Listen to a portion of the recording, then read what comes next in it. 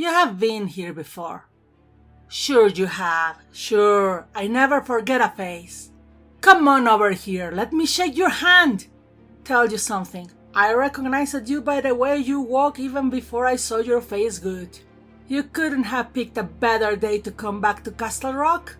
Ain't she a corker? Hunting season will be starting up soon. Foals out in the woods banging away at anything that moves and doesn't wear blaze orange. And then comes the snow and sleet, but all's that for later. Right now it's October, and in the Rock, we let October stay just as long as she wants to. Stephen King's 18th novel, when his writing career would have been able to get a driver's license if it wanted, and the 11th longest at 690 pages, is, to be quite honest with you, one of my absolute favorites. In fact, while this may be against me, I say that if you haven't read or heard, audiobooks count as book in my opinion, Needful Things, you should absolutely go and do so before continuing watching this video. I try hard not to give too many spoilers when I talk about King books, but in this case it's kind of impossible as the action starts high and fast in the first 50 pages and it doesn't let go of the speed at any minute for the remaining 640. So please, do yourself a favor and read it unspoiled. I am not kidding.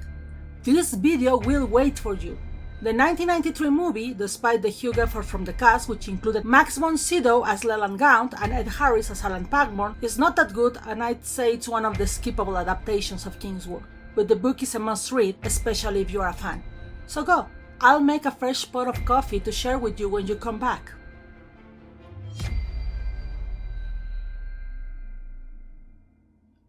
Welcome back! Or if you didn't leave because you already read the book, seriously, read the book. Thank you for your patience.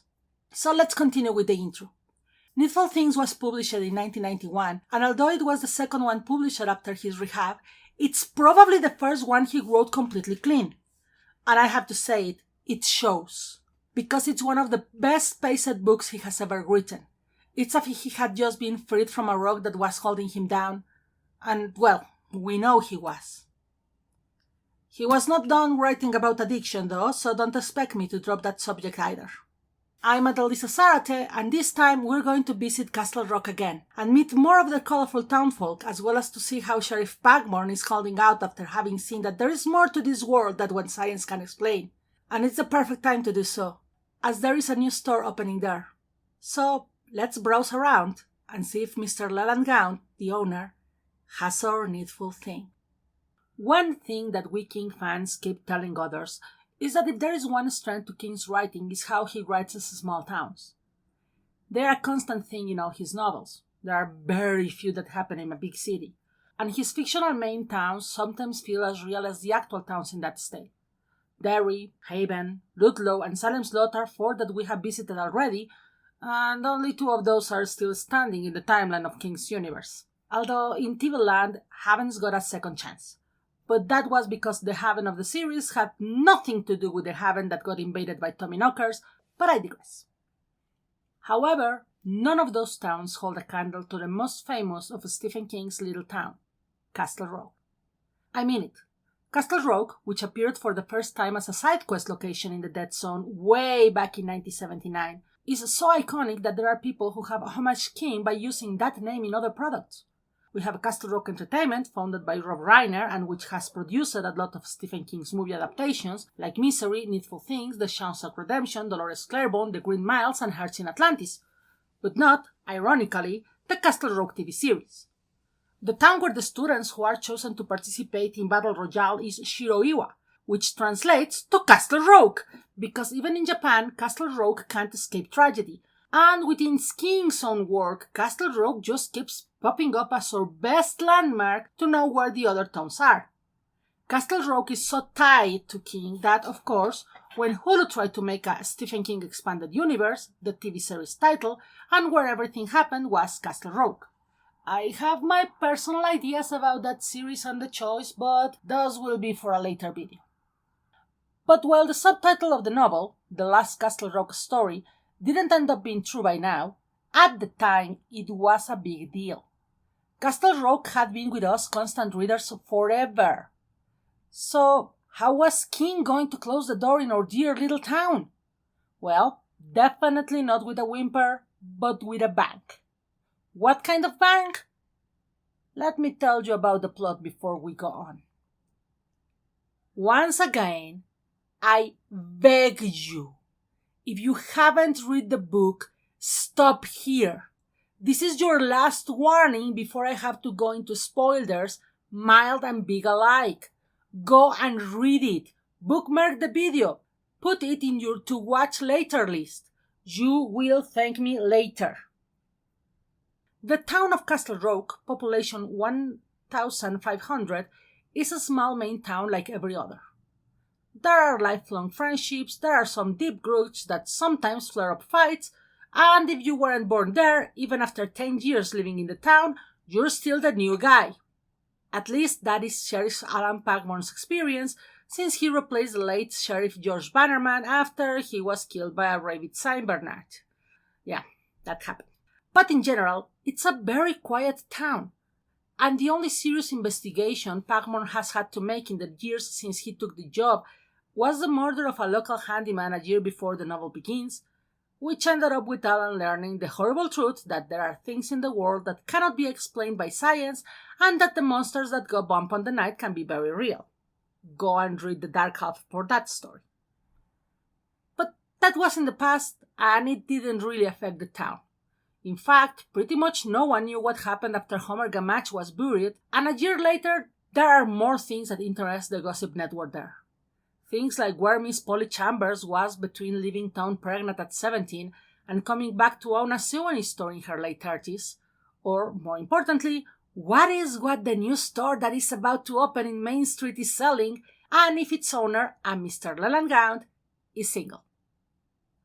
One local kid, Brian Rusk, is the first lucky one to find out. One day before the opening day, he happens to see that the store is open, even if completely empty.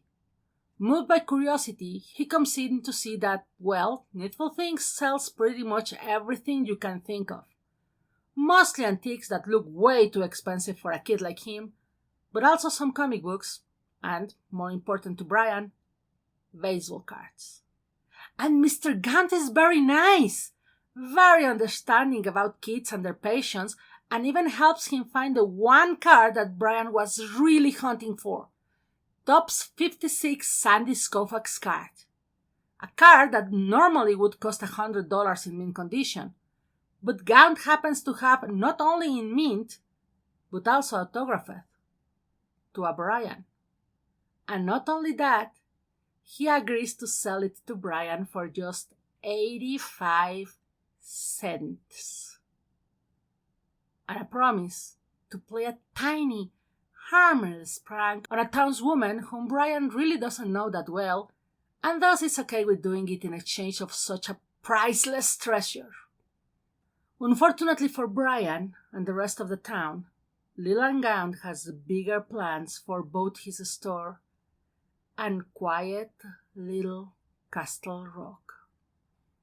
As I said before, Stephen King shines when he tells us about the life of the little towns that he constantly inflicts with the evilest things he can ever imagine. It's not just that he will spend pages after pages telling us all about the people living there, but it's also how he tells it. From Salem's Lot onwards, he has this magic way of being able to tell us all about the dark that hides on those apparently innocent towns, while also making us care about the people, despite the bad things they may have done. In Tommyknockers, that strength was part of what saves the book from being terrible in many parts, since while we didn't need to hear all about the town's little problems, at least they were entertaining while Jim and Bobby dug up the ship. And Needful Things take that idea up to 11, because King Sober, Hei Hei, he managed to make the same idea, the telling us all about the town's issues, into part of a very fast, very engaging plot, to the point that whenever you start reading about another person and their dreams, your first thought is, oh shit, how is this going to come and bite everyone in the ass? Yes, Hei Hei, it does. He also takes his time to tell us that in The Dark Half, well, we didn't really have a happy ending. Tad and Liz got divorced, Liz took the kids with her, and Tad went back in the bottle, calling Alan Pagmore from time to time to cry about his life. Ouch! To make matters worse, Alan's wife, who had been said to have headaches during the dark half, is now dead, as she died in a car accident with their younger son Todd, probably caused by a seizure as she had a tumor in her brain at that point. Ouch, part 2. And while there are a lot of very dark secrets to be told, personally I am glad that the pedophile high school principal got the ending he did, since, well, pedophile. There are also some lighter, not really that important secrets, like the fact that one of the sheriff's deputies, Norris Ridwick, whom we also met in the dark half, dreams of himself as a great fisherman when he's, well, not that good. The Baptists and the Catholics in town are in the middle of a really stupid Cold War because the Catholics want to have a casino night in their church to raise money, while the Baptists think that is worthy of burning in hell, but the individual members of the churches that we met aren't really that bad. Maybe a little too invested in the religion, at least we know of one woman, Sally, who left her boyfriend over the church's fights, or in gossiping around town, like Cora and her best friend Myra. But they are good people nonetheless. Even the one woman that we know is a killer, after years of abuse by her husband, so she had a good excuse, is an adorable lady who will prepare lasagna for her boss and cake for the new arrivals on town, and just wants to spend the nights reading to her dog. Yes, there are human monsters in town, like the previously mentioned pedophile and his ex-lover drug dealer who also happens to like little boys, or the town's congressman who, well, obviously as he's a politician and a Republican and that, has taken way too much money from the town's accounts to lose at the pony trails. Or the woman who enjoys being feared so much that she not only bullies everyone she can in town, she has also specifically used her whole marriage to destroy her husband's will. A rare case of female domestic abuser in King's words, given that he has written a ton of male ones, but the town itself is not evil. In fact, the book gives us the impression that every little fight and grudge on town could be solved if both parties agreed to stop and listen to the other one for a bit. Like, for example, the very prejudiced black janitor and the mechanic who fixed his car for more money than he had originally said it would cost.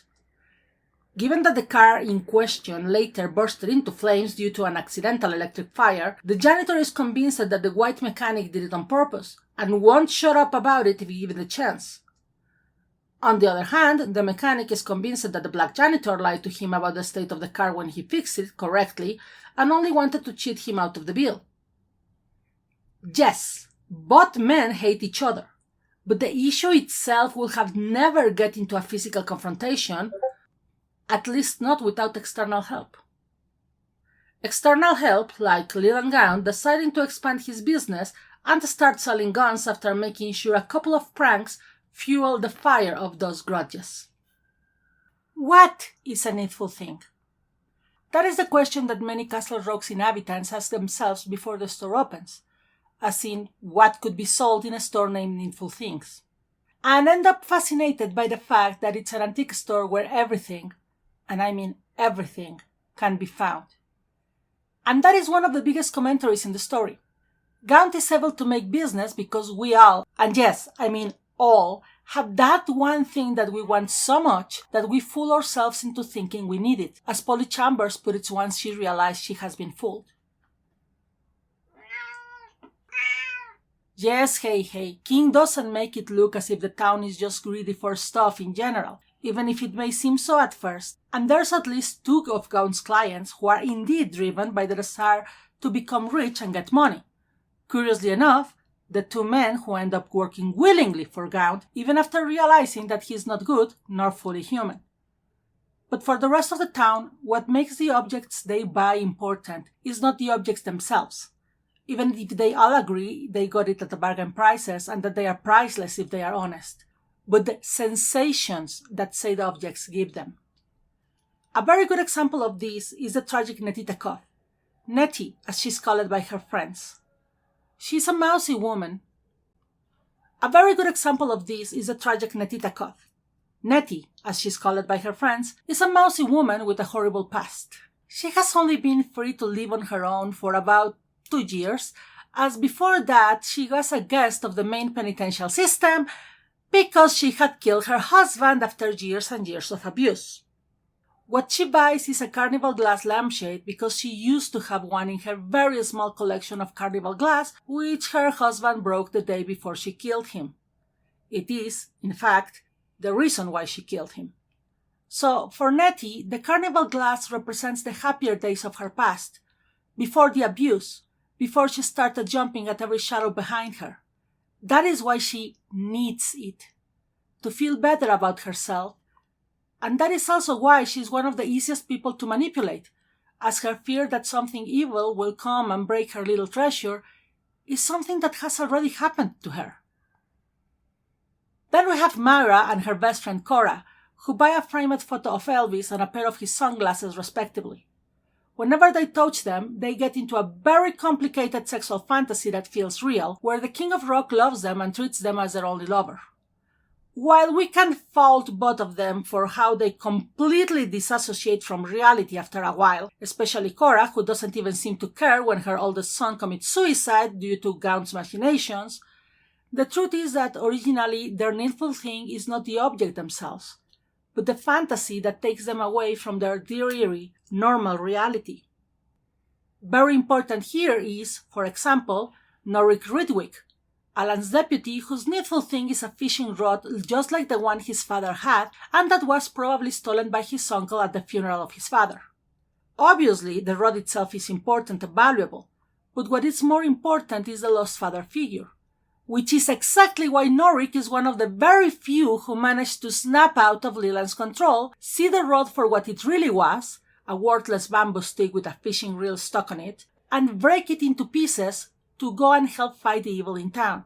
Because while his coveting of the rod caused him to sell his soul, the positive feelings it brought into him were more than enough to make him snap out of it just in time to help Alan against Gaunt. And then there's Alan's needful thing. See, the whole novel Gaunt's avoid confronting Alan directly because he knows the sheriff is a hard sell. He knows that nothing material will tempt the sheriff. And in fact, we get to see that Alan is one of the very few people that, upon seeing the store's offerings, can see through the grammar clearly, see that nothing there is worth what Gaunt asks for it. Still, every person has that one thing they think they need. And Gaunt is biding his time to find out Alan's weak spot, the one useless thing that the sheriff might be willing to sell his soul for.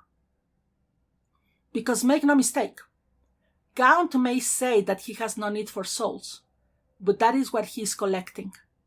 Through obsession, addiction, and yes, need, Gaunt little by little collects the soul from Castle Rock, and in the last day, well, everything that he has in his inventory has to go. As I said at the beginning, Needful Things is one of Stephen King's best books. I don't want to say that it's his best book because, well, we're still not even halfway through all his work, so there is a lot left to read and enjoy. But if you are not familiar with King, Needful Things is a good place to start even if it seems that you would need to know a few things about the story. But the thing is that even if, for example, George Starr gets a small cameo and Ace Merrill from The Body's short story makes an appearance to end the book with a bang, The Body was adapted into the excellent Stand By Me, where Ace Merrill was portrayed by a young babyface Kiefer Sutherland, in case you think the name is familiar. You don't really need knowing all about Castle Rock and King's universe because the same book explains pretty much everything you need to know. Well, almost everything. At the end, we get a very brief mention of the why, which is the very first time outside the Dark Tower where we get to know what is the force that opposes evil that was first hinted about way back in It. This is the book where King started weaving the threads that connect all his one-shot novels into the bigger picture. So yeah, there is that. And we will talk more about it when we get to the next novel clearly connected to the Dark Tower, but before that we have to make a few stops in the way. I want to thank my dear patrons Mitch Hyman, Elaine Ho, Jessica and Ellie Riley, as well as my first supporter Tanya Pineda and Amy Sung, who is the best person in the universe and without whom these videos will not exist. I also want to remind you that if you want to support this and my other projects and get your name mentioned here, you can do so at patreon.com/Adalisa, written link on description, as I know my name can be hard to spell. And with just $1 a month, you will always be thanked in my videos, as well as get access to a ton of art before anyone else. Or, if you prefer a one-off offer, at Coffee, with just one donation of $3, you will get a mention in my next video I make. Or, if you can support me this way, I also accept likes, subscriptions to the channel, comments so that the algorithm catches engagement, and of course, you sharing the link. I also welcome all your questions, feedbacks, and suggestions in the comments below. As we said goodbye to Castle Rock, for now, as I said despite the subtitle, this is not the last we have seen of that little town, we will travel a bit north.